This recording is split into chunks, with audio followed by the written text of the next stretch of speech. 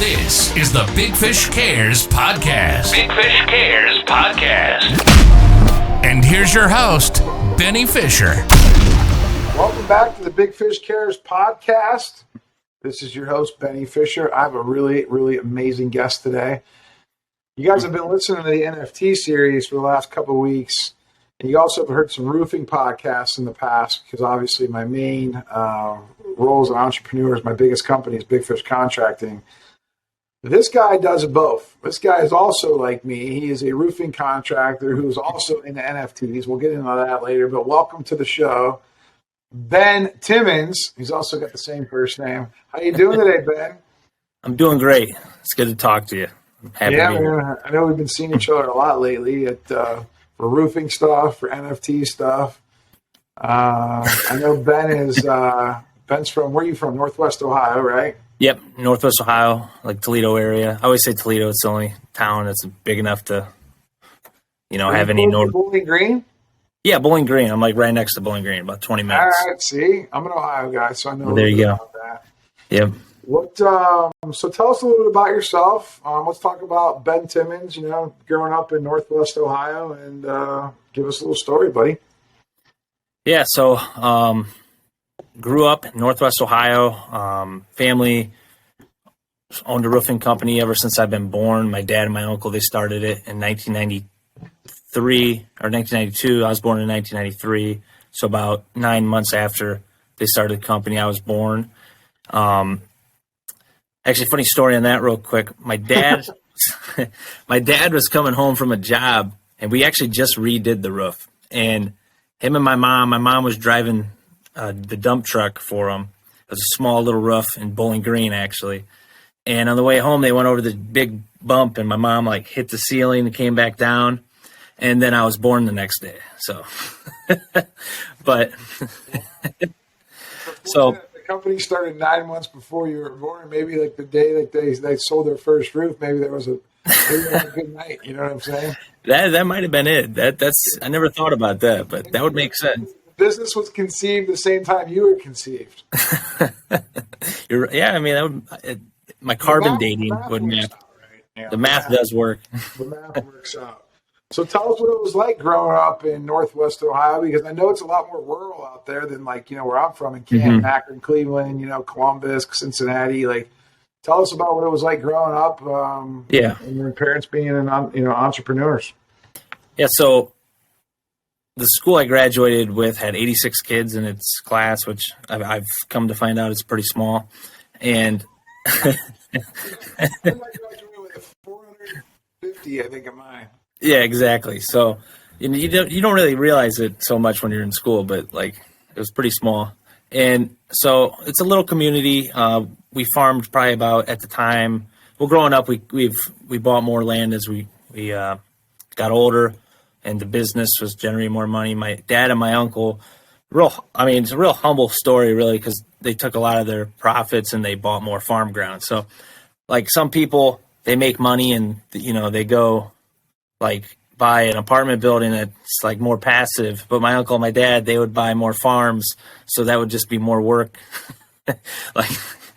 Low margin farming, nothing like it. Picking up rocks in the summers.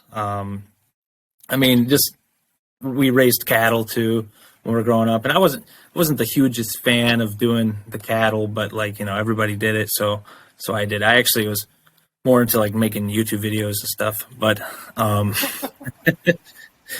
one, what are you making a stupid video for? So your first YouTube video, I guess if you were born in 93, you said? Yeah, 93. Yep. When did you start making YouTube videos? How old were you? I think 20. So it was 2010. So I was in. So you were 17. So you're in high school. Yeah, I was 16 or 17. Yeah. When YouTube was that was still right when it was still not that popular, right? Yeah. Well, 2008, I guess technically when I was a 8th grader, me and my brother made some. The first video was called suicide sledding, I think, and it was we pulled the sled behind the 4-wheeler, and we got my brother to crash 5 or 6 times, and then just made a compilation of the best crashes. But it's really grainy. So it's pretty good. I mean, he almost hit a basketball pole in the last one. So So But what's it like? I mean, like, did your dad put you to work right away? I mean, when you were a kid, I mean. yeah, I mean, as long as he could find me on wherever I was working. But also, he was gone a lot. I mean, we travel a lot for roofing. We're not just doing Commercial Northwest roofing. Ohio. Yeah, I remember one time I actually had a BB gun. I shot out the tractor window. I was trying to shoot a bird, and the window shattered. And I'm like, oh, I'm screwed. I'm like, I'm done. It's over. My dad is going to kill me. But he was in Hawaii actually doing a roof, so he wasn't even in the continental United States. So, so I was safe for that one. Your mom wasn't like, wait till your dad gets home because he wasn't coming back for a while. Yeah, he wasn't coming back for a while. He was roofing in Hawaii. So My uncle has stories like that. My uncle was a commercial roofer, or he still is a commercial roofer, and he told me stories where Hurricane Andrew came into town. He got to go to St. Croix in the Virgin Islands and got to do the roof down there. And then I guess maybe a couple years later, another hurricane came through, and he got to go back again and like basically do the same stuff over again. Yeah, they got hit a lot down there. Those commercial roofer guys have those stories where they got to go to these like cool exotic places, and I think that maybe kind of helped them stay in it, because roofing's a hard sport. It's Yeah. it's not for the faint of heart. What was it like growing up with him being gone a lot with your mom and your brothers? Yeah, so family company, I grew up right next to my grandma and my grandpa. So when my dad was gone, I hung out with my grandma and grandpa. It was my mom's side till about 2002. And then we moved in 2002. My mom and dad built a house out by my other grandma and grandpa. So we moved over by them. And that was right across from where the roofing company was, which was actually ran out of a old dairy barn till about 2.5 years ago. Now we have this building that I'm in now. So we never would have been able to store all the insulation we have here being back at the dairy barn. But we ran it out of that when I first moved into the office, which was in 2018, we were still over in the dairy barn.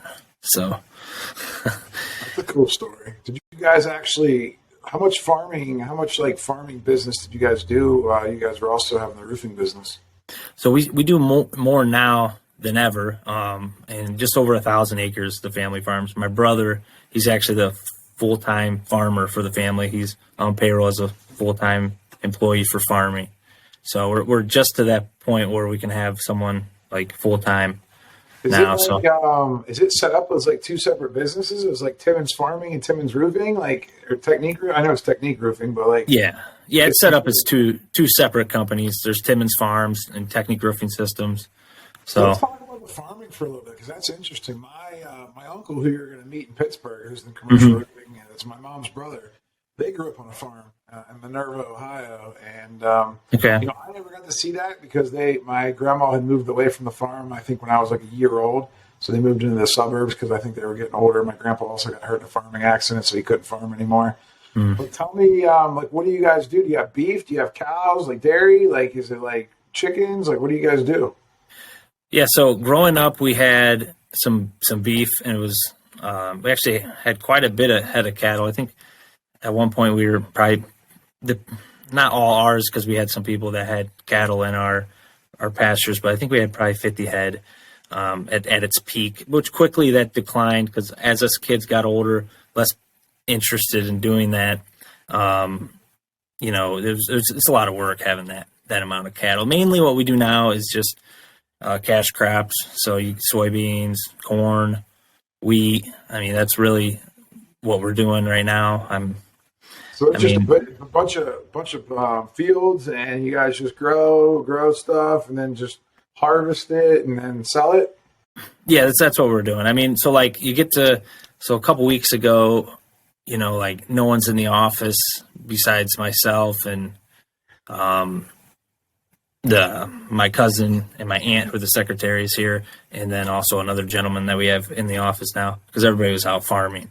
So, but it's just like a Herculean effort there for a week, and then tapers off, and then in the fall, everybody's back at it for a week, or so, depending. We got pretty lucky this year.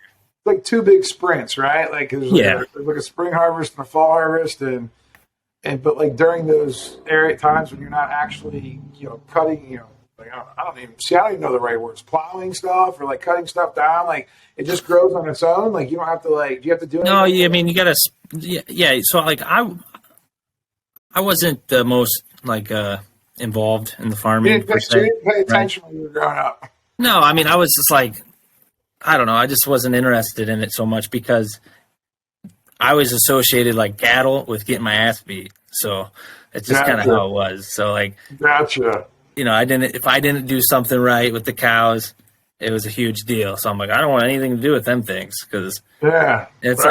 They want to get in trouble. I don't want to get in trouble. So like like how much like I get like that when like we got to cut hay down, we got to cut corn down, like that's like a lot of work goes into it. But what do they got to do between when it starts at baby stuff to where it grows? Like do they have to spray? Yeah, so you got to spray it. Yeah, you got to spray it. Pesticide, herbicide, fertilizing it. They're spraying it. So we've had it planted for like 2 weeks, and my brother I think he just got done. Him and my dad and my uncle just spraying fertilizer.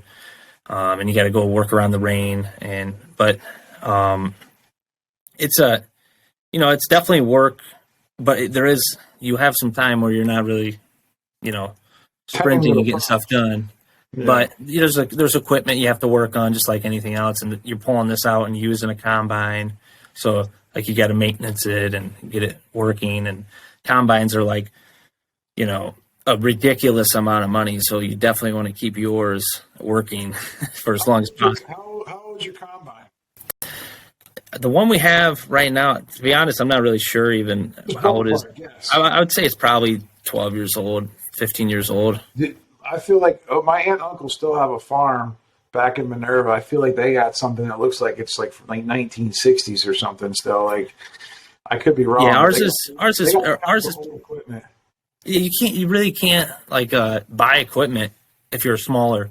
It's like a larger person's game because like even at 1,000 acres, I think I believe a combine. I mean, I don't know now with prices. I don't even know what a roof costs now, but like. Yeah, no, me too.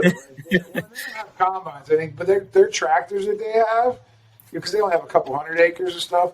But like their tractors that they have, they they got tractors that look like they're from like the 60s and the 70s that are still going strong. They say they're still better than like, they're like, it's still better than the new stuff. And I'm thinking like, I don't know, they do it or not. Like, I don't know. Like, Yeah, I mean, you're dropping, probably 1.3 million on a combine right now if you buy a new one. Yeah. So that's like more of like for commercial grade type farmers and like, it's like. Yeah, so you're buying used. You're just trying to keep it going. And, a tractor, I think you're probably more like 250, 350,000, something like that. I mean, like a big John Deere tractor. Yeah, probably 200. I mean, I don't know right now, but like. So a lot more expensive than buying like a pickup truck for work. Oh yeah, it's ridiculous. But they last a long time though, right? Well, yeah, I mean, they definitely do, and especially if you're maintaining them, which you're gonna because you bought it for $200,000. Yeah, you're out there tinkering with it, fixing it, and I guess if you're only using it for big hauls a couple times a year, it probably doesn't get that much wear, right?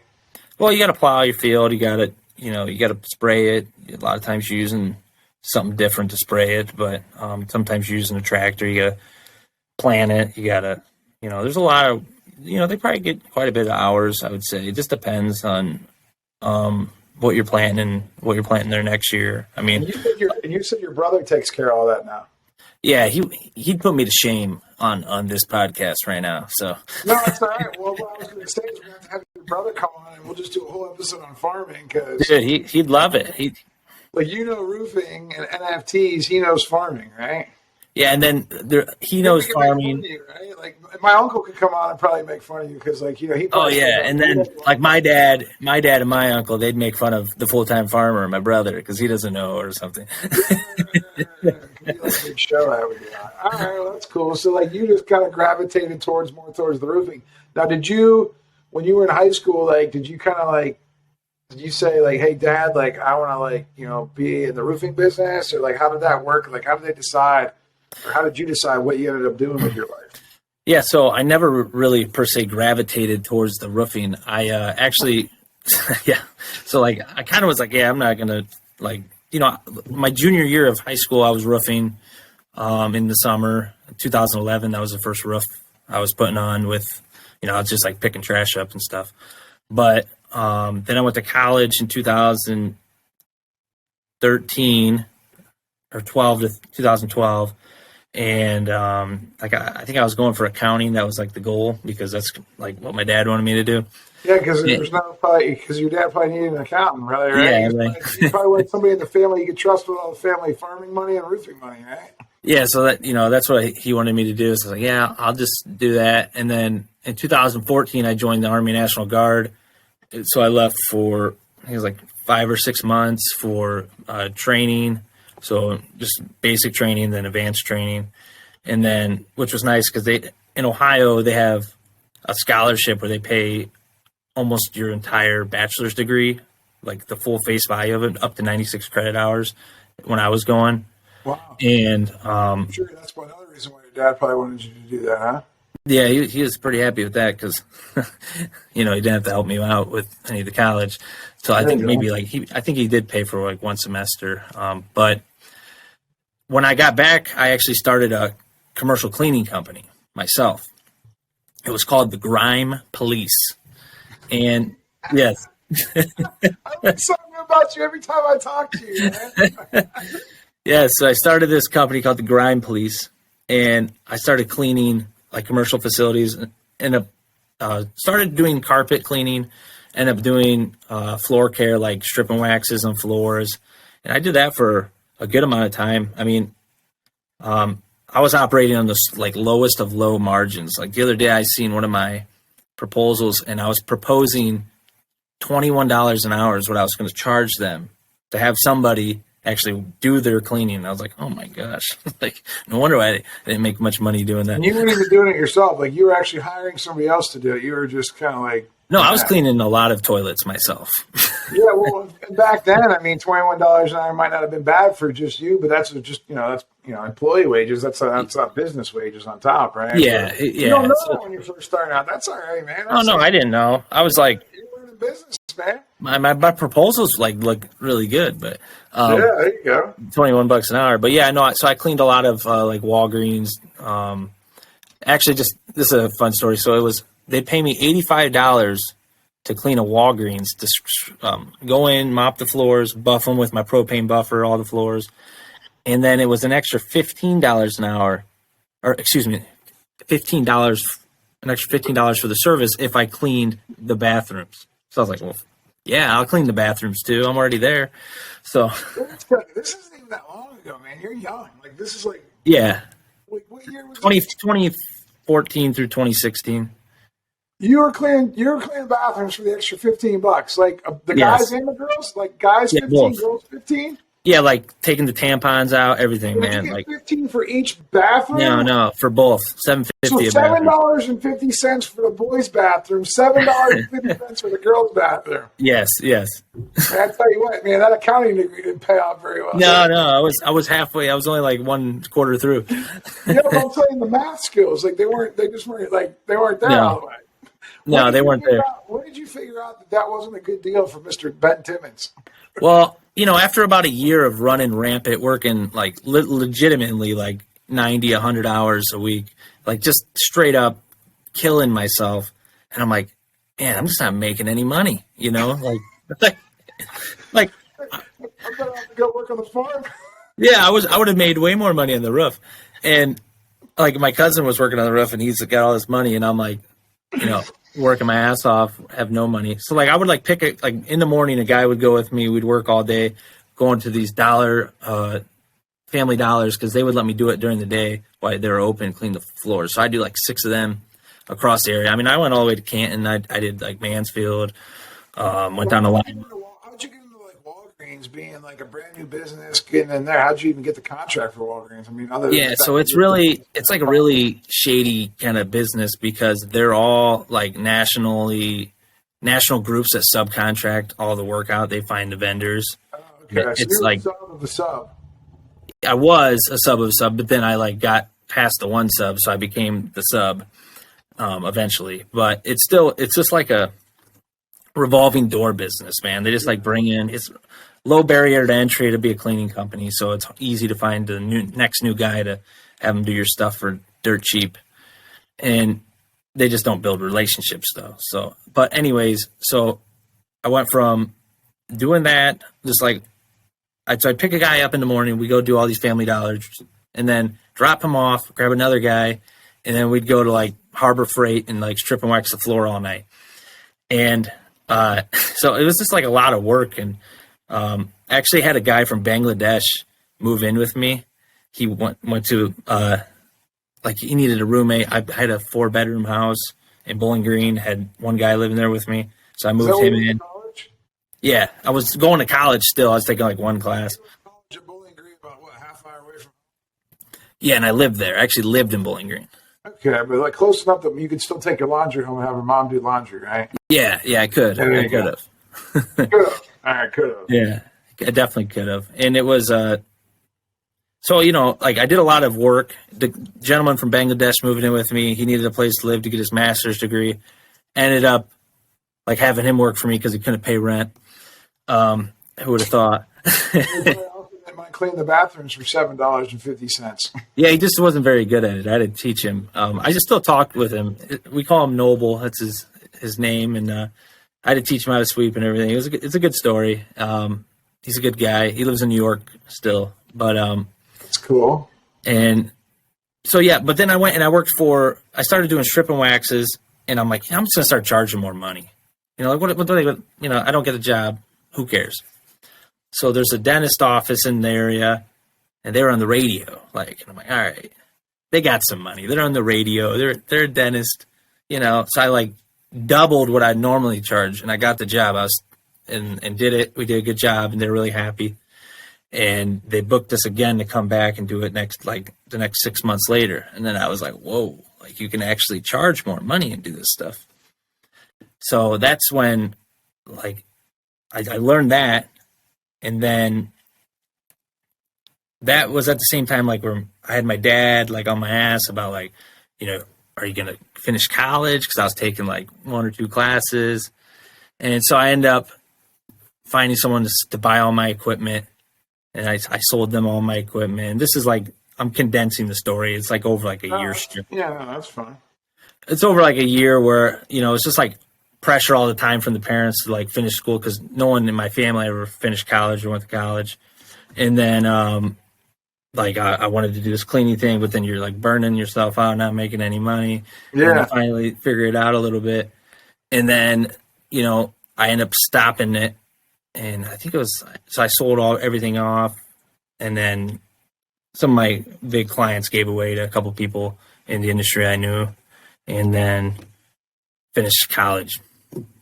And then what? And then what'd you do after college? Just go back to the roofing business? Yeah, so I went right into the roofing company. So I stopped doing the grime police in 2016, maybe early 2017, and then went to full-time college. Switched my major to political science because, I mean, it was like the easiest thing to do, and like you get to argue with people all the time in political science, even like if you don't even believe in what you're arguing with, it's fun. Yeah.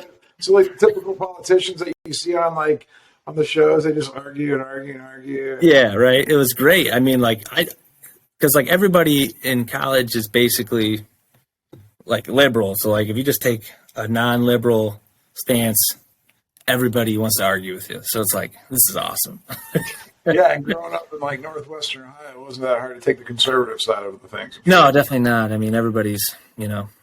And you can actually speak with experience since your family has been entrepreneurs ever since you were born, right? So like you definitely have, you know, a pretty unique story in that regard. Tell me what it was like when you first got to, you know, Technique Roofing, you know, officially as a real employee, like this is my real job. Like what did your dad start you out doing? Like what was your first role? Yeah, so like I did work in the summers, and actually at one point I worked in the summers before I started Grind Police, and then also when I had like 4 employees at one time, and I had nothing for us to do for like a while, so we all went and worked on the roof, and he just subcontracted me. So I was always working on the roof in the summers, and then it worked out great for him. doing the tear offs and putting it back on the roof, right? Yeah. Yeah, we're doing all the tear offs, and then we'd all leave, and we go clean some places. You get pitch burn? Yeah, we get the pitch burn, and then we go clean some toilets. But fun life, man. Yeah, it was great. And so once I graduated, right before I graduated, I started working full time as a repair guy. And then when I graduated college, which was in 2018, I was still a full time repair guy. And then in 2018, I actually came into the office as a operations manager because the gentleman that was doing that job, he ended up leaving the company, so I came in and filled that void, and been in the office ever since doing that job, running the repair department, running one of the crews. And then my cousin Derek came in to the office from the head foreman in 2020, so I stopped doing anything to do with the crews. And then a gentleman named Chad came into the office this January, and now I don't do any of the repair department stuff either. So just basically, you don't go on roofs anymore unless it's with a tape measure. Yeah, I'm doing inspections. Yeah, for sure. Inspections and sales. You doing core cuts? Oh yeah, 100%. Yeah.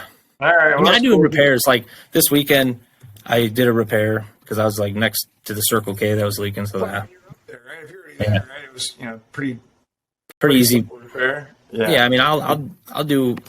I love roofing. I mean, it's fun to get out of the office and get on the roof. I think there's just like so many less problems. You just got to do what's in front of you. So when I first started, this is kind of cool because I have a little different story. But my uncle's been in commercial roofing ever since I've known him. Pretty much ever since I've been old enough to realize what he's done. He's been in commercial roofing, and so when he would have summer jobs in Ohio, because they would used to do all the Macy's or the Kaufmans, or I forget what they were. I don't know what they are now. What are they? Macy's. They're Macy's now. They used to be O'Neill's and Kaufman's, department store stuff. Yeah. And they'd have some in Canton. They'd have some in Cleveland, some in Mansfield. And when they would have those, and he'd have to come over, and all of our family lived over there, he'd call his brother and his brother-in-laws. And then as I got into high school, as I got to I think 15, 16, every once in a while they'd drag the kids out. You know what I mean? And we would go, we'd get up on the roofs, tearing them off, and I'd hear stories about, how my dad and my uncle were out there and my other uncles, and they were just doing this for extra money, in the summer times. And they were telling, nobody ever said anything good about it. Everybody said it was awful, it was the worst, but our family, they're from the farming business, it's the hard work is just what we do. And, but as a kid, I'm thinking man, there's got to be a better way out there. And I remember the summer after I graduated from high school, I was only 17 years old. I was trying to save up some money because I wanted to go to college. I wanted to be the first person in my family to graduate with a 4-year degree because I was the oldest grandson. Mm-hmm. And he said, well, hey, come over to Pittsburgh for the summer. And there's a prevailing rate job out there, a government building. There you go. That we could, back then it was $21 an hour. This is in 1999. So I was like, wow, that was a lot of money. Because I was making $5 an hour at the grocery store that I was working at. Oh, yeah. That's good money.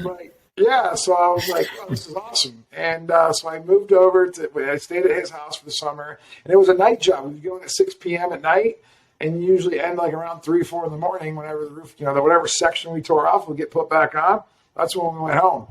And it was about 6 stories up. There was a chute, and then there was a big 30-yard dumpster at the bottom. And then the guys would be, because I didn't know anything, of course I was doing all the labor work. We were shoveling rock off a roof down a chute. And then they said, hey, kid, you need to go downstairs and move the chute and move it to a different part of the dumpster. And I'm like, I didn't know. I was just doing whatever I was told because I was literally not able to do anything technical. So I went down there. I got the dumpster. And then I'd have a walkie-talkie, and they'd be like, hey, kid, just stay down here and just keep pointing it. Hold it and point it. Well, yeah. In the dumpster, I'm holding it, and rock's just coming down, and it's coming from 6 stories. So it just sounds like everything's just going to land on my head. I'm in this dumpster, and I have a hard hat on. Granted, that hard hat wouldn't have done nothing for me. Something that actually happened. But I'm in there, I'm getting dirty, there's dust going up and breathing in dust. I think... I would ask for masks, and back then that was before COVID. So I just had like one of those like COVID masks on. It wasn't even like doing anything. It wasn't an N95. Even if it was, like, I mean, like there was so much of it. Like I don't think it was really working that well. But Yeah. I didn't, know any better. And at the end of the night, those roofers would all get off the roof. They don't all bring their coolers. Their beer would be on ice inside their coolers. As soon as they got off the roof, I don't care if it was 3 a.m, 5 a.m, they go down in the parking lot. They wouldn't even go home. They would sit there, they would drink their beer, and then they would drive home. And I was like, that's an interesting life, man. That is an interesting life. But I was just soaking it all in. And, and of course, the language up on the roof, like the stories that they say. I mean, these are hardcore roofers, man. I definitely had just a learning experience, I will say. It did teach me a lot about hard work. It taught me a lot about logistics because definitely every time they would have to stock the roof, the part that was fun for me was like hanging out with the cops down on the road where they would block off downtown Pittsburgh. Yeah. I would direct traffic and I would do some of that stuff because I started that was kind of fun for me because I was obviously a terrible roofer, a commercial roofer. So I realized, man, college is going to be so much better. I cannot wait to go to school. So I got back that summer, went to Canton, Ohio, and, went to college and lasted about 3 weeks there, and I was bored out of my mind. So that was my early stage roofing. And then, I think 10, 12 years later, he calls me back up and tells me to move over to Pittsburgh to help him run his roofing company. So I'll stop with my story on that, but just to give the people at home some perspective of my days in commercial roofing. And then, I know you guys do Duralast products, which is when I came back to Pittsburgh in 2010 to help my uncle with his company. That's what he was putting on. He still does that today at Sligo Roofing. So yeah, it's fun, man. See, now we I don't know. They probably had it back then, but we suck the river rock off with like this. We have a company coming and do it. That way, we don't got to throw it 6 stories down a chute. There's a vacuum rock sucker now. They rent that out, and you don't have to shovel it. You don't have to shovel it down a chute anymore. Yeah, it's a lot better. It's only like now it's probably like depends how big the roof is, but it's probably up to 50 cents a square foot. But it doesn't really matter. You're not paying guys up there to break their backs for just. Oh yeah, no, it's totally worth it. It's like right now we have like the ladder vaders for shingles, and we have cranes that can lift shingles up on a residential roof, so guys don't have to break their backs, doing some of that type of work. But everybody's got a good dumpster man story. I loved being in the dumpster myself because it's a job that I actually could do when I first started. Yeah. And I'm like, I'll just keep, distributing this stuff evenly. This is great. Yeah, well, and I can be proud of it, right? I can be like, I'm packing it in. Right. And meanwhile, upstairs, up top, they were putting in tapered insulation, and we were going from 12 inches down to 2 inches. And we have X panels and Y panels, and they're making cuts, and they're asking me to use a Barrett knife, and I'm like, I have no idea what I'm doing. The most fun part for me was snapping the chalk line. They'd have a chalk line out, they'd say, Ben, go snap the chalk line. I'm 12 years old or something. Oh, yeah. But it was kind of, I don't know, man. People are probably sick of hearing my commercial roofing story. So anyway, let's get into the fact of how we met. How did we meet? Tell everybody at home how we met. So how we met. So we met. Explain to them in a way that they're going to understand. Yeah, so we're both following Gary Vaynerchuk, right? He gets on for a couple months straight telling us about how, telling everybody May 5th, something's going to happen May 5th, and, be ready to buy something, basically, right? That's what he was saying, so everybody's ready. And then he does, did he tell everybody it was an NFT drop at all? Oh, yeah, he was definitely, do your research on NFTs. Yeah, he was telling everybody to do their research. Yeah, you knew it was like an NFT. Everybody knew it was going to be an NFT, right? Yep. Yeah, so, and then they didn't know what it was going to be called until, I think, May 3rd. I don't know, until he released, the launch of that new company called VeeFriends. Mm-hmm. Yeah, so then he released this project called VeeFriends, and there's an it was supposed to be a Dutch auction, which went amok somehow, and ended up just being basically you buy. Was it still a Dutch auction? I thought Dutch auction, yeah. So Dutch auction for everybody at home is where they start the price at one level, and they drop it down to where their minimum is, and people can buy it on the way down instead of like, most auctions are the other way where it's the highest bidder. Yeah. They release the items. They start them like, let's just say they start at $100 and then they have a limit of $5 and they go to $99, $98, $97 until someone snipes it and buys it. But most of them sat on the floor anyway because not that many people knew what NFTs were. So yeah, most of them sat there on the floor like for a week. Yeah. They sold out after a week though.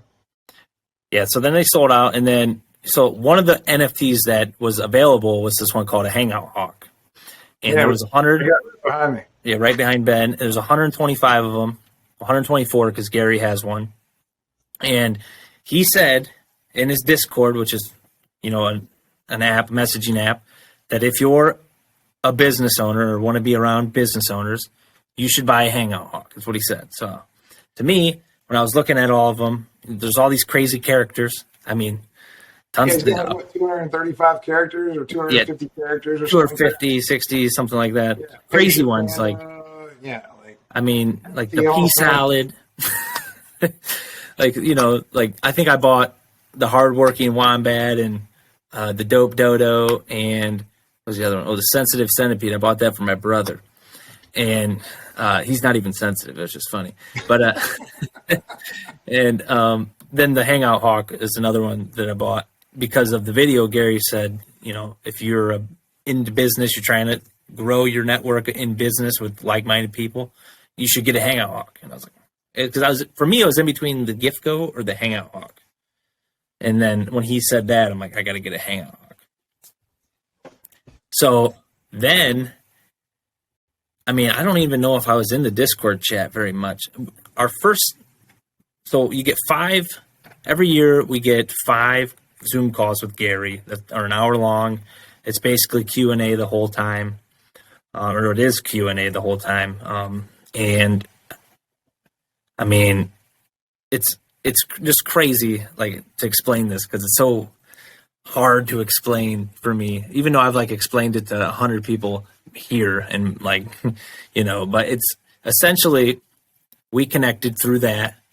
I seen there was another roofer, and then I'm like, well, he's probably from LA or something, and he's from didn't Gary say, hey, in the chat, tell everybody where you're from and what you do for a living or something? Yeah, it was like the old AOL. He said sex, age, location or something. Yeah. And then my name's Ben. I go by Benny. You go by Benny in there. And then, I probably said I was 40. You probably said you were, 27, 28, whatever. 28, yeah. Yeah. And then you probably said you were from Ohio. I probably said I was from Pennsylvania. Then we were like, oh, wow, that's really close. And I probably said I'm from Ohio. You're probably what do you do? I'm a roofer. What do you do? Oh, I own a roofing company. Yeah, it was crazy. The only thing I was the only part of it where I was like, oh, man, it's because you were from Pittsburgh. And I'm like, he's probably a Steelers fan, man. I'm like, yeah. It was going to be hard for me to get over, but I didn't have to worry about it. I hear you, man. But when you found out I was a Browns fan, it was love at first sight. Dude, it was. I was like, holy shit. You let the dogs out. Woof, woof. Yeah. People say fate's not real. I feel like this was meant to be. It was craziness. So, then, then we started probably friend requesting ourselves on Discord and Twitter. And you there? Did I lose you? I feel like I lost you. Did I lose you? Oh, you hear me now? Yeah, I can hear you now. All right, cool. So, anyways, what'd you say? I didn't get that. I said we probably started connecting more digitally. We probably we're friends on Twitter, and then I think we were friends on Facebook and yeah, definitely the Web 2 stuff, right? Yeah, the Web 2 stuff, and then Discord. I'm sure I seen you in there as well. And on the first Hangout Hawk session, you asked a question, so I got to see you asking that question too. And then I think after that, I stopped by because I'm in Pittsburgh occasionally for work, and I was like, shit, I gotta stop in and say what's up. So. Yeah. You were looking at you do some commercial roofing out in Pittsburgh. You have a couple clients out here, and you said I'm going to be in the area.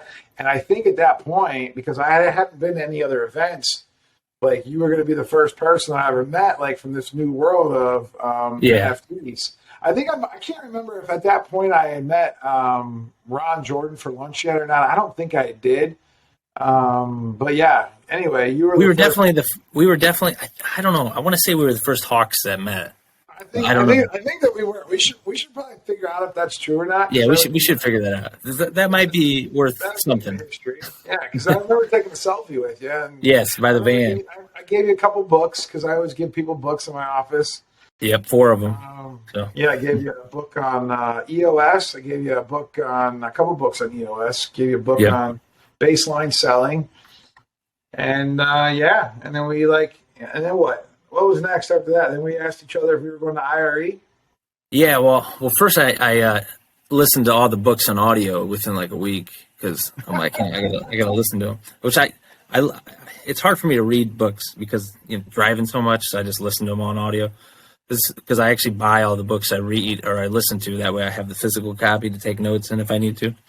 But then, I think IRE came up and I shot you over a message or something and seeing if you were going there. IRE, for everybody at home, is the International Roofing Exhibition where, it's the world's biggest roofing show. I usually go pretty much every year. And so to me, it was a no-brainer when Ben said he wanted to go, so that was cool. Tell me about what those books meant to you. Like, why'd you read those books so fast? I mean, how often are you reading books like that? Yeah, I would say. Guy gives you 4 books and you just read them in a week. Like, what made you do that? Well, I was like, if you asked me about them, I wanted to say I read them. So, I was, I got to read these. He gave them to me. It'd be disrespectful not to read them. So. Most people would do that I gave books to because I don't feel like anybody reads anything. So I was like, I got to read them. He gave them to me. And then, and plus I was interested in the whole EOS system as well. And they're pretty short. System for you folks at home that aren't familiar. We did a podcast. I can't remember what number, but it's with Ken Quaistra. He's actually coming into town on Tuesday, and I might be shooting another podcast with him on the people are part of it. We did the first episode on vision. There's 6 components. There's vision, there's people, there's data, there is process, there is issues, and then there's traction. So What book did you find? Did you like that book the best? The EOS book's the best? Yeah, so you gave me Traction, Rocket Fuel, which was my favorite. Rocket Fuel was the favorite by far. Just because it it was at a time in the technique roofing realm where I was having some troubles visualizing how we were going to move forward. Because there's so many people involved here as far as family, right? There's 8 of us here, family, 8 family members working together. It's like a nightmare. So, what do you really want to say if any of the family members are listening is that he loves all of you, but sometimes it gets tricky because you guys all want so many awesome things to happen for the company. Sometimes it's hard to get everything straight, is what he really meant to say. Yeah, the worst part about working with family is that we're all so much alike. So it's nobody's strengths.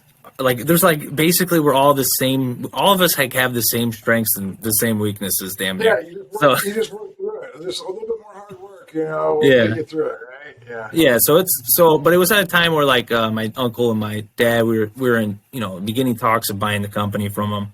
And as us 4, my 3 cousins and myself are looking forward to, how we operate this internally, the whole, within the people, because obviously we already know what we're doing with the companies and how we operate the processes and all that, which always can be improved. But how are we going to work together? How do you do that? And keep the peace and keep, it's always easy when you're making money, but who's accountable for what? And that's kind of why I really liked Rocket Fuel, because me and my cousin Derek, it to a T described us both. And it was just light bulb went off. Which one's the visionary? Which one's the integrator? So Derek's the integrator. He's I feel like they wrote the book about him. He's awesome, he's a really good. That's awesome. He's a really good integrator, and I'm the visionary. Yeah, no, he's really, really good at what he does. And when you're working for your dad and your uncle, they just look at you as one of them. So like you're supposed to do your job and get all your stuff done, but like Derek does everything really, really good. And like what I'm saying is you don't get like the acknowledgement when you're working for family, right? Give me any kudos. Yeah, you don't get any kudos. So it's just like you're supposed to do that shit. So like, yeah, you're supposed to stay after hours and sweep and take the trash out and like, go do that rough repair at 9 p.m. That's what you're supposed to do. But like he does everything really well, and he's really good at organizing. I mean, we have had no hiccups. Maybe like 2 days where we were waiting on some stuff during this whole debacle of supply chain breakdown. And you're waiting a year for things. And for us to have no issues, it's just like a huge testament to how good he is at operating and, like how we work together and all that stuff. I mean, so we've been, he's a really good person to have on your team for sure. Have you guys started rolling EOS out even a little bit? Like how your dad and your uncle are even on board now, right? Yeah. So like at first, it was like it was a hard conversation with him because like my uncle kind of took it as we're changing things, and like, why are you changing shit? It's worked out great. Don't fix it. Yeah. What are you trying to fix here? But the whole thing about EOS is it is about process and stuff, but it's more, in my opinion, about how people work together and mesh together and how to solve them problems when there is issues. So that's what I looked at it as, because I know that there's going to be issues with us because we're a family. And when we're working together, you have emotions and stuff, and well, you've got to go see each other on like the weekend still.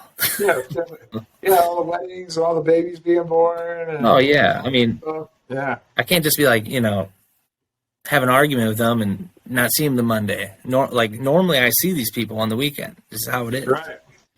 Like you see them all the time. And like we're like a place to really like, do all your work stuff, right? Put your issues on there, talk about them. I feel like the cool thing with family is, there's trust that's built, foundational trust that's built, which comes pretty naturally to family businesses, but every team needs trust. And then there's, the conflict piece where you have to be able to have healthy conflict and solve problems and, have really good arguments. And then at the end of that, somebody's got to decide and then commit, and the whole team's got to commit to whatever that solution is, right?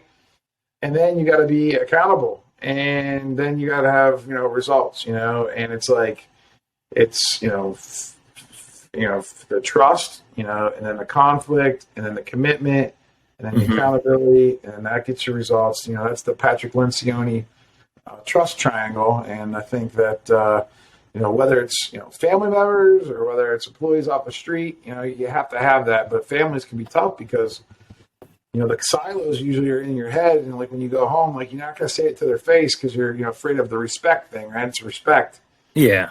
No, you're right. That's a good way to put it. Still there. Now we're just stewing about it. And now our emotional intelligence becomes shorter and smaller.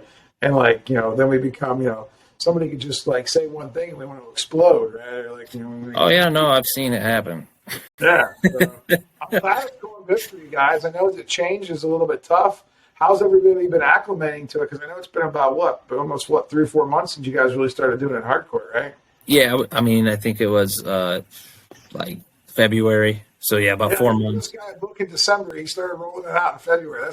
That's what kind of guy Ben Timmons is. He don't mess around.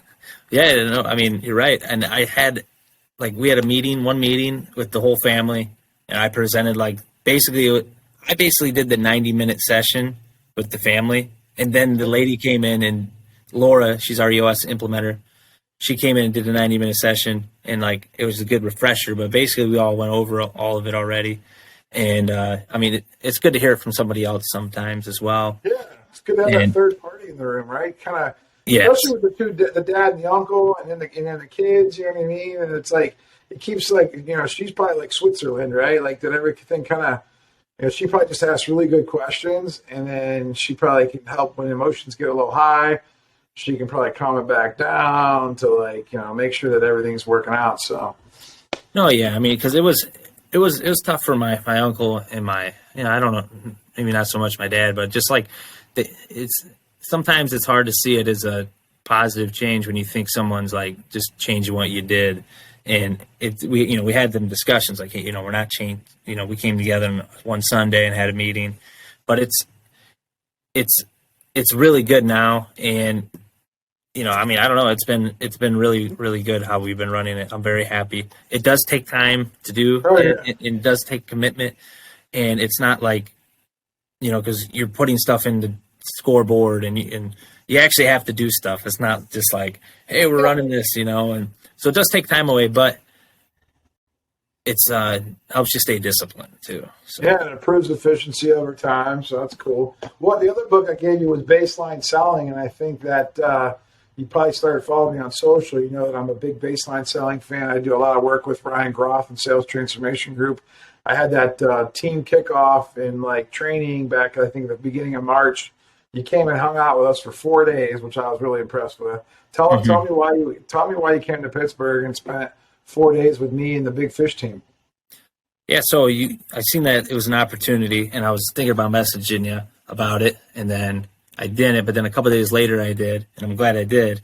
And so the reason I came out is just, I've never had any sort of sales training in my life. It's just, and I was selling. Obviously, I was selling at that point, and the last year I did over $2 million in sales by myself. So like, it's not like I'm not doing any sales, but like I've never had any, like, I've always felt like I'm missing some part of the sales. Like the awareness isn't there. Right. So so I wanted to get into that and really get some more education on it. Like some stuff I'm missing. What did your family say when you said you were going to do that for 4 days and go hang out again in another, they probably thought you were just going away to another conference, right? Like, yeah, I mean, it was just, the big thing is, again, it's like, I'm not the best at presenting things to my uncle and my dad and in a way that, because like, they just like, well, we sell, we got this way we do things. What's wrong with our way? It's how it always is. And I'm like, I'm just looking like, I'm just looking at what other people are doing. I'm not saying we're not doing stuff good, and so, and they knew Ryan Groth was, and they're like, my uncle's like, that guy doesn't know how to sell really, he's like that baseball guy, so, but like, it's just how, we work, we're hardworking family, came up from, really nothing, made our own way. My dad and my uncle specifically. And so that's how they are. They're tough, hard-nosed guys, it's just kind of how it is. And it's hard. They don't need no help, right? Yeah, they don't need your fucking help. That's just, it is what it is, man. They want you there, but you're not going to tell them how to do it. Like, you better be there though. But no, so for me though, it was really good to learn the different nuances of the sales training and just how similar really what I was already doing was to like the way that they're teaching the baseline selling. And obviously you can always get better. And I definitely got better because so we have really good proposals. That's one thing they actually taught, they actually ripped off our proposal at one of the Duralast seminars and taught everybody our proposal one year, and without us knowing, of course. But anyways, the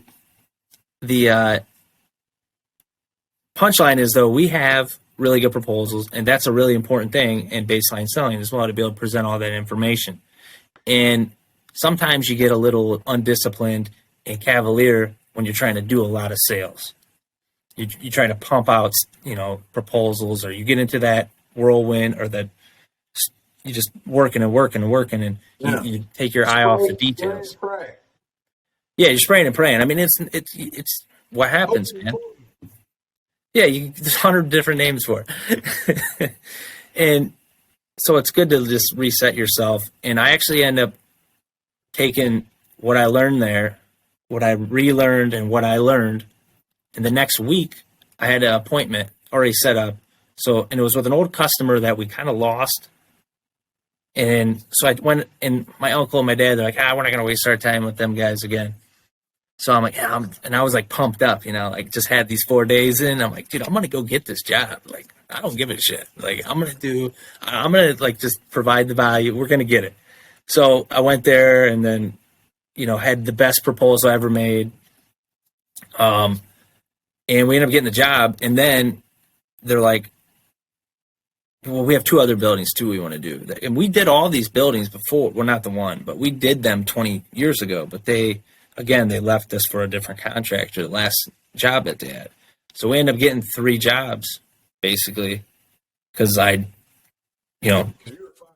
was fired up, really, is what it was. Probably asked really good questions. You probably didn't shortcut the sales process. No. And you delivered one of those high-quality proposals that your dad and your uncle always have been known for. But you mixed it all together and you got the work. How much work do you think you got? How many thousands of dollars was it? It was $159,000. $159,000. So if you guys are listening out there, you guys come to a Ben Fisher / Ryan Groff training, you too could walk away with a $159,000 sale a week later, man. So that's awesome, man. That's awesome. And this is the biggest thing in that the whole thing was great, everything, but the biggest thing was from the sales training, and this as a salesman, you got to talk to the decision maker, right? But because we had these like role playing, we did them, and that did help me out a lot because the guy didn't want the decision maker involved. The other companies, there was 2 other companies, they didn't talk to the decision maker, and I told him, I really need to talk to both of you guys. Let's just have a time. I'm like, I can wait here. We can get him on the phone. Let's get this set up. Like we'll figure out a good time. We'll meet. And so he actually called him. He's like, oh, you probably won't answer. He called him and he answered. We set up a time. And then I got to talk to the actual building owner and not just the representative of the building owner.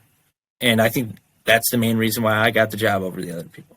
That's the key. I mean, it really is the key. I tell my people all the time, and anytime that I go through sales training, it always makes me a better salesman myself, whether that's selling to a homeowner, whether that's selling to an employee, whether that's selling to my lawnmower guy, that comes over and I need to sell him on the fact that I need him to cut my tree down. And he doesn't really do that. And I'm like, oh, no. And I try to explain to him all the benefits, right? Of why if he cuts my tree down and I pay him extra money, it's good for him, right? So in life, I always feel like you're either doing the selling or you're getting sold to. And especially with children. I know you got a small child, you got a couple twins coming soon, and your kids, they're either going to be doing the selling to you or you're going to be doing the selling to them. Oh, yeah. And you always want to be on that side of where you're using your influence to be able to get, what you want accomplished in life because, as long as it's in the best interest for both parties. I mean, I think that's where a lot of people, don't realize, just because you might not be in traditional sales, which, you probably thought you weren't in commercial roofing. Your dad and uncles built up this great business. You guys got a great brand.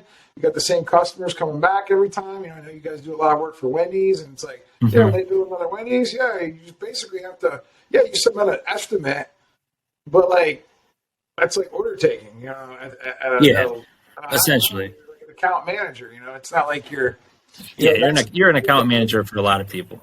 Yeah, you have to sell it originally, and as long as you don't screw it up, you're going to keep getting the work, and that's fine. But how are you going to grow your business, right? How are you going to train other people to do it, right? Because you may be good, and your dad and uncle probably are good, but how are they going to train the people that you guys are going to go out and hire to take over for your dad and uncle? Because you guys can't all do everything, and I feel like that's what baseline selling, that's what Sales Transformation Group teaches, and I think it was me and you in the same boat. It's I always knew kind of how I could sell, and it made me better. But now it's I'm excited because my team now has a system and a process that we're all speaking the same language, and that's awesome to see working well. That's definitely the difference between someone that's going to grow over someone that's just going to stay where they're at. And there's nothing wrong with staying where you're at. I mean, growth isn't always good, but if you are going to expand and people are going to come in and sell, you want to at least them to sell in a way that you approve of. So you have to have some sort of process, and it can't just be ours has always been just riding with the guy. I'm just with my uncle or I'm with my dad. That's exactly how I learned. Listen, I rode around with my uncle for 3 years, I feel like. And, and in the last 2 years, I was kind of out on my own. And sometimes it felt like, I never could do it the way he would do it. And I was never perfect. And, yeah, it was hard, and the same thing happens now when we train guys. It's like, even the guys that I bring in that went through all the sales training, they still come to me and say, "Oh, well, I haven't been trained good enough." I'm like, "Man, you're trained 10 times better than I was ever trained." I said, "I didn't know anything. You're in 90 days, you know more than I knew in the first 3 years." Yeah. It's like, and I try to explain that, but humans have such a thirst for knowledge nowadays. It seems like where education and training is where it's at. So yeah, it's been fun getting to know you, especially all the similarities that we have, not just in name, but like in industry and things that we're excited about. I know you're going to be coming into the office later this week, so we're going to shoot another podcast in person, and we're going to talk all about commercial roofing. So we're actually going to get to the nuts and bolts of commercial roofing, which for some of you. You probably are like, man, that'll never be good for me. But I think for everybody, it'll be a good overview in case you ever run into a situation where, you have a flat roof above you and things to look for and how to hire a good commercial roofer, different techniques and no pun intended, technique. That's the name of Ben's company. But let's just wrap it up really quick. And let's just talk about VCon and let's talk about what was your VCon experience like? How was it? What do you think is the future of NFTs? Is there any parallels of what you think NFTs can do for the roofing business? And we'll wrap up the show. Yeah. So VCon, it was a really good experience. You got it's like anything else in life. It is what you make it. If you just wanted to go to the talks and just listen and just be there, it's not going to be as good as if you're engaging with people and, and touching people that you already talked to before in the past and getting yourself back out there. So it's crazy the caliber of people that were there to network with, and you really don't know who they are yet until 20 years goes by. But you can I could just tell it was a different feel than like a IRE conference or something like that. It was a real diverse group of people from all different parts of the country, the world, from all different industries. So it was really, everybody's story was interesting. And they all have the same core values, right? They all really believe the core values that Gary talks about, right? So we're all happy, we're all positive, we're all very optimistic people. And, we're also early to the space. So we all have that kind of mindset where we love change and we love the future and we're not afraid of it. A lot of people in our inner circle sometimes, our family and our friends sometimes I feel like that's kind of that's helpful. What did you learn out there? Who did you meet that was interesting? What do you think, what are you going to do in the space? I'm not sure yet. It's kind of like this, it's like with the Hangout Hawk things. I never ask Gary a question during the Hangout Hawk stuff. I'm just listening because I'm just not sure where I'm going yet or what I'm going to do with it. As far as the NFTs in the space, obviously it's coming. It's inevitable. I don't know what it'll look like in 5 years, 10 years, but I know the people that were at VCon are going to be around and in that space, and some of them people that we met, like I met a 15-year-old kid who has coded a bot to buy floor priced NFTs. It's like crazy stuff that who knows what that kid could become. The potential there is crazy. I think that we saw the next Bill Gates, Jeff Bezos, Steve Jobs, Elon Musk, those guys were there at that conference. We won't know for 20 to 30 years from now. And, when you're 60, and I'm 70, we'll look back and we'll see who all the big, tech superstars and who helped change the world. And we'll look back and we'll say, well, they were at that conference. And yeah, I think you're right. You're right on. Maybe we didn't. I don't know. Yeah, you're right on there. As far as roofing and NFTs, I have no idea. Yeah, I have no clue. I would say the only thing I could see utility-wise would be jump the front of the line NFT. I'd like to sell one of them, but if I'm an insulation manufacturer, I would sell a NFT where you can get a semi-load at 2.2 next day. The people at home right now are like, what the heck's 2.2? So that's 2.2 insulation. During COVID, they had all kinds of issues and stuff like that. They couldn't get it for their roofs, but it's a year out. It's a year out for 2.2. I'm having two babies before I got 2.2. You stack a bunch of ones on top of each other, or what? No, we just had we've been lucky, and we had one job that the state approved, not putting it down and doing something different, and that was a big job. So we had some left over from that. So we haven't had any huge need for it yet, but most people have. Do you plan on attending like any other NFT events throughout the year other than VCon? I know you went down to Miami for a little thing down there. Do you plan on doing anything else this year? Yeah, I mean, I'd love to have went to NFT NYC, but with my wife about to have 2 kids, I'm not going to go there. I could go maybe up to 3 hours away, but that's about it. Yeah.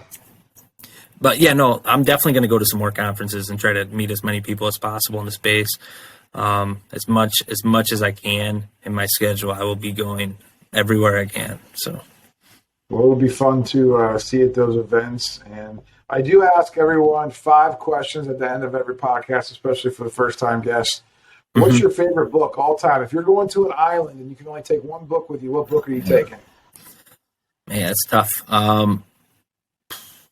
I'd say Can't Hurt Me by David Goggins was a really good book. That one, man. That one, it's between that one and Endurance by, which is a...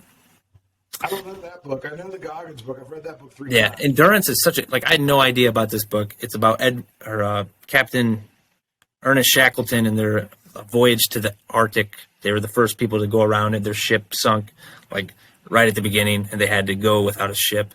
They just had little ships, and crazy story, man. I wish they'd make a movie about it. So. Wow. All right, so you're going to that island, and you have to take a movie with you. What movie? Oh, man. Favorite movie? I really like comedies, so I'm gonna go with Caddyshack. That's awesome. I'm gonna go with Caddyshack. Are you a golfer by chance? I mean, I'm terrible, but I love to golf. I just don't get to go a whole lot. So, and you don't get any better when you don't golf. Okay. So let's say on that island, you could put one restaurant on that island. What restaurant would you put there? What's your favorite restaurant? So I'd say Taco Bell, and it's terrible for you. And I've seen some really, really bad Taco Bells roofing them. I've seen the most horrible things you could see at a Taco Bell. But I get it cheap and quick, and I'm always on the road. That's your favorite restaurant? No, it's not. But it's real quick. Okay, I get that. But you're on the island, man. You can have any restaurant you want to be there. So what are you really picking Taco Bell? Oh, yeah. I mean, I'm going to probably go with something different then. I want to know what your favorite restaurant is. Favorite restaurant of all time? You remember when we were down there at the New Orleans, I forget what the restaurant was called, New Orleans? Oh, that place is... Yeah, that was really good. I would go with some steakhouse, probably Ruth Chris Steakhouse. All right. I love steak. And then what's your favorite travel destination? If you had to go be stuck somewhere for a long time, where would you want to go? Man, stuck somewhere for a long time. It'd probably be somewhere. Go somewhere for a week. Your wife comes up with twins and you guys got a babysitter. Where are you guys going? Well, we're probably going somewhere with the beach because my wife loves beaches and I love beaches. We went to probably the Caribbean, probably the Virgin Islands or Turks and Caicos or something like that. I've never been, so that's next on the agenda actually. And if you could spend the day with somebody and pick their brain and talk to them or be around them, and who would that be? Who would be your favorite person to hang out with all day? Yeah, that's a good one. I'd say probably Elon Musk, man, because he's so interesting. He just has so much going on. Elon Musk, cool, man. All right, Ben. Well, listen, I really appreciate you spending some time with me today to at least get everyone to know you. I feel like you're going to be on this podcast over the next couple of years. if as long as I can keep doing it, it'd probably be at least. I know you're going to be on here in the next couple of weeks for sure. I'm going to have another episode published all about commercial roofing and things to look for in that world. But I'm excited to be your friend in this VeeFriends journey in the NFT space more than anything. So it's awesome. Yeah, I'm really excited to see where VeeFriends goes over the next couple of years, man. It's gonna be incredible. All right, buddy. How can people get a hold of you on Instagram, Twitter? Like, what's the best way to get a hold of you? Yeah, I would say Twitter. Just BennyT.F is the username, or Ben Timmons on Instagram. Either way. Yeah, BennyT.eth, right? Yep, .eth. And then my email is ben@techniqueroofing.com. Cool, man. All right. Well, that wraps up another episode of the Big Fish Cares podcast. We'll be back next week. Thank you for listening to the Big Fish Cares podcast.